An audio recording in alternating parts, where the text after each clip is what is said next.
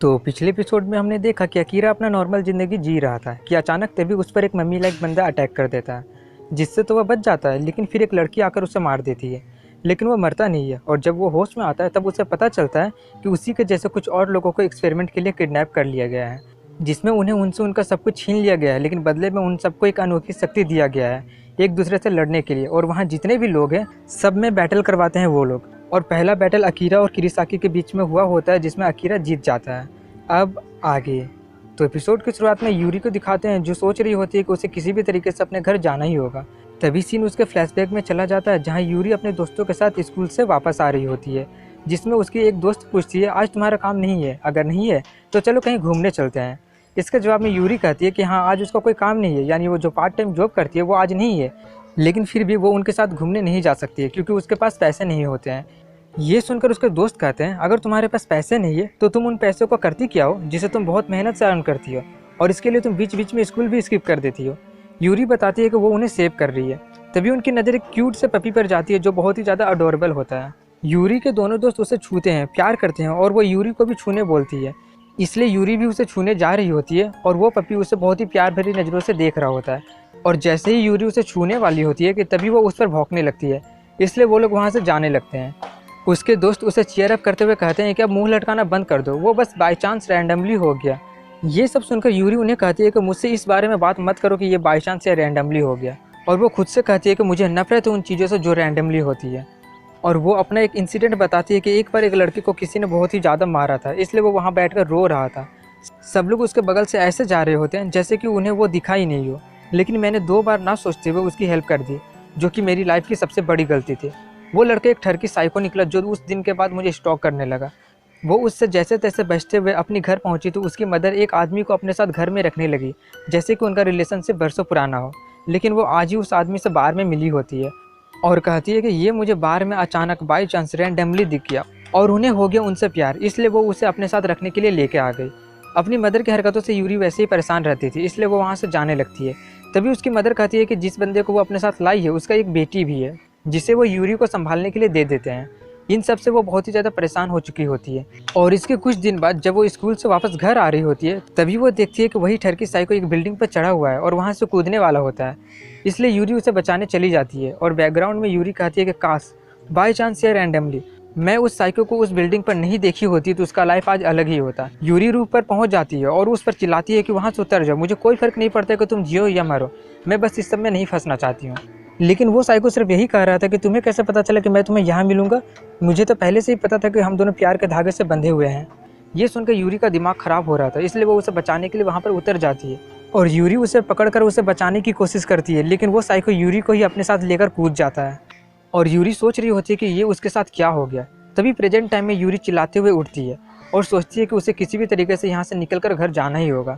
और वो दरवाजे की तरफ बढ़ती है, लेकिन दरवाजे में कोई भी डोर नॉब नहीं होता है और उसे लगता है जैसे वो कोई कैदी हो। तभी उसे मियो की बात याद आती है कि सब लोग रैंडमली चुने गए हैं, जिससे उसका दिमाग और ख़राब होने लगता है। इसलिए वो उस दरवाजे को तोड़ने की बेकार कोशिश करते हुए कहती है कि तुम लोग मुझे ऐसे लोग नहीं कर सकते हो, जिसकी हरकतों को वो लोग सीसीटीवी कैमरा से देख रहे होते हैं। मियो कहती है कि क्या तुम्हें ये इंटरेस्टिंग नहीं लगता है, ये भी स्ट्रॉन्ग कैंडिडेट है। और वो उससे उसकी एबिलिटी के बारे में पूछती है और उसका एबिलिटी को देखकर मियो कहती है कि इस पर्सनैलिटी के साथ ये एबिलिटी बहुत ही इंटरेस्टिंग है।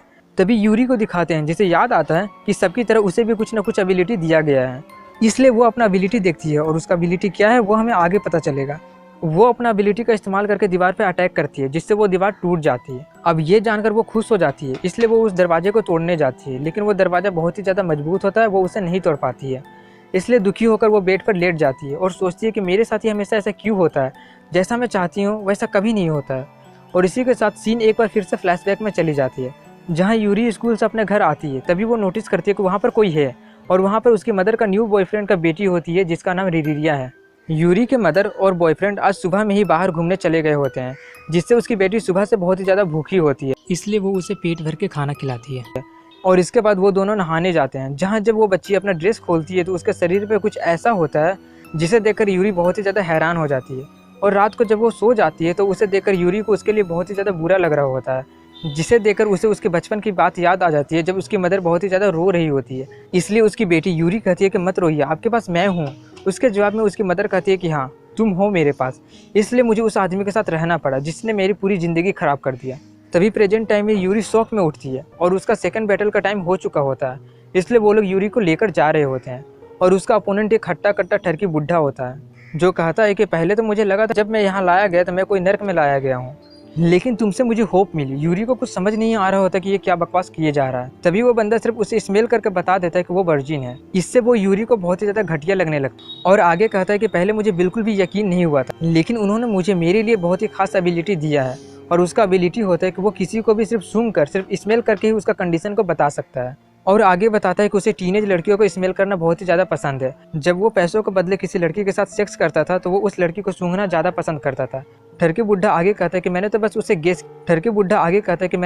गेस किया, क्या मैं सही हूँ या गलत। इन सब से यूरी बहुत ही बड़ी मुसीबत में फंस गई होती है और वो उसे धमका रही होती है कि मेरे पास मत आना, नहीं तो मैं तुम्हें मार दूंगी। लेकिन उस ठरकी को उसके बातों से कोई फर्क नहीं पड़ता है और जैसे ही 5 सेकंड का टाइमर शुरू होता है वो उस पर हमला कर देता है। लेकिन यूरी भी खुद को बहुत अच्छे से बचा लेती है और जैसे ही 5 सेकंड पूरा होता है बैटल स्टार्ट होने का साइन मिल जाता है। यूरी से एक लात खाने के बाद वो कहता है तुमने तो मुझे सरप्राइज कर दिया, और ये बोलकर वो अपना पैंट खोल देता है, जिससे देखकर यूरी पूछती है ये तुम क्या कर रहे हो। वो बताता है कि यहाँ कोई रूल नहीं है, तुम जैसे चाहो वैसे कपड़े पहन सकते हो। ये बोलकर वो उस पर हमला कर देता है और वो उसका गला दबा देता है और कहता है कि स्ट्रगल करने से कोई फ़ायदा नहीं होने वाला है, वैसे भी मैंने जितना सोचा था तुम उससे भी ज़्यादा टेस्टी स्मेल कर रही हो। और आगे कहता है कि तुम्हें इस तरह से पकड़ने से मुझे पुरानी बातें याद आ गई। अब सीन उसके फ्लैशबैक में चली जाती है जहाँ वो पैसे के बदले सेक्स करने के बाद वो लोग अपने अपने रास्ते जाने लगते हैं।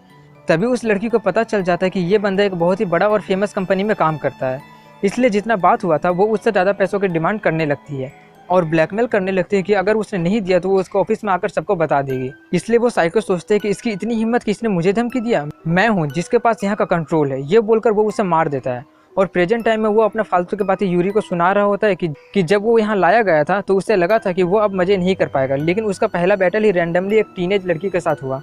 रैंडमली वर्ड सुनकर यूरी को वो सब बातें याद आने लगती है जो उसके साथ रैंडमली हुई होती है, इसलिए वो गुस्सा हो जाती है और अपना एबिलिटी का इस्तेमाल करके पल भर में ही उसके हाथ को तोड़ देती है और खुद को छुड़ा लेती है, जिससे वो बंदा दर्द से चिल्लाने लगता है और कहता है कि तुम्हें तो मुझसे डरना चाहिए। यूरी उसे देखते देखते ही 2, 4, 5 पंच मारकर उसे हरा देती है और वो जीत जाती है। और यहाँ हमें पता चलता है कि उसका एबिलिटी होता है कि वो अपने पावर को 5 गुना बढ़ा सकती है। और उसे हराने के बाद वो रिरिया यानी उसी बच्ची के बारे में सोचकर कहती है कि मैं जल्दी घर वापस आ रही हूँ। अगली सीन में अकीरा को दिखाते हैं जो अपना फेवरेट कैंडी खा रहा था और सोच रहा था कि वो इस एबिलिटी का इस्तेमाल करके उन सबको खत्म कर देगा और सोचता है कि इस एबिलिटी को यूज करने के लिए पावर कहाँ से आती है। तभी मियो वहाँ आकर बताती है कि किसी के लाइफ स्पैन से जितनी बार भी तुम अपनी एबिलिटी का यूज करोगे उतनी बार कोई पर्सन मरेगा, यानी तुमने अपनी एबिलिटी को 2 बार इस्तेमाल किया तो दूसरे तरफ 2 बंदर टपक जाएगा। लेकिन ये सब असली नहीं होता है, वो सोकर सपना देख रहा होता है। तभी वो जाग जाता है और कुछ बंदे उसे अगले बैटल के लिए लेकर जाते हैं जहाँ पर पहले से कुछ और लोग होते हैं और वो उन्हें बताती है कि ये बैटल उनका टीम बैटल होगा। और इसी के साथ ये एपिसोड यहीं पर एंड हो जाती है। अगर वीडियो पसंद आए तो लाइक करें, कमेंट करें, शेयर करें, सब्सक्राइब करें। मिलता हूँ अगली वीडियो में, तब तक के लिए हैव ए गुड डे।